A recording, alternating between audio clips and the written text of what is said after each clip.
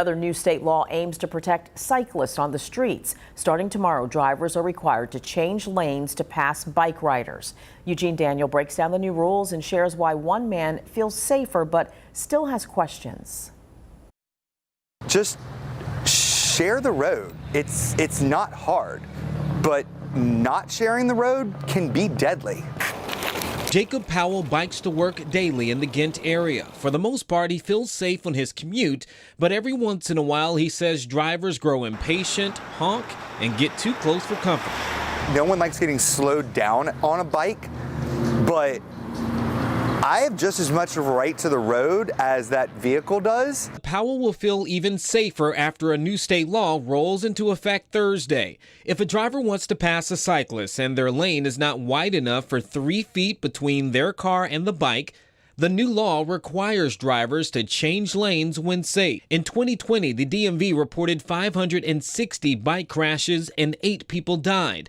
The numbers were even higher in 2019. The DMV commissioner said the new law makes it safer for bicyclists by providing more space between them and larger vehicles. Powell appreciates the changes but questions how it will be enforced.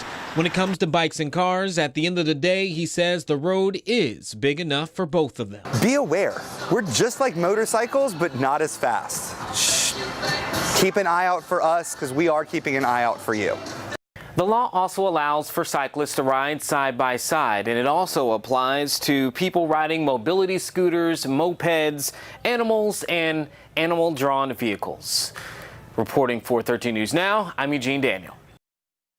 The General Assembly has been busy. Several other laws go into effect tomorrow. Here are some of the biggest changes. First, doing away with the death penalty. Virginia lawmakers voted to end capital punishment earlier this year. Governor Ralph Northam signed the bill in March, making Virginia the first southern state to abolish the death penalty. That means the harshest penalty someone can get in the Commonwealth is life without parole. The General Assembly also passed 5 gun control bills this year. The laws ban guns at Capitol Square and in any building owned by the state. Another law extends the amount of time the FBI has to conduct background checks. One other says you cannot have a gun within 40 feet of a polling place. That includes the hour before and after the location opens. That's not the only change for voters. Certain adjustments made during the pandemic are now here to stay. You won't need a witness to sign your absentee ballot during a public health emergency. Cities and counties must offer drop-off boxes for absentee ballots.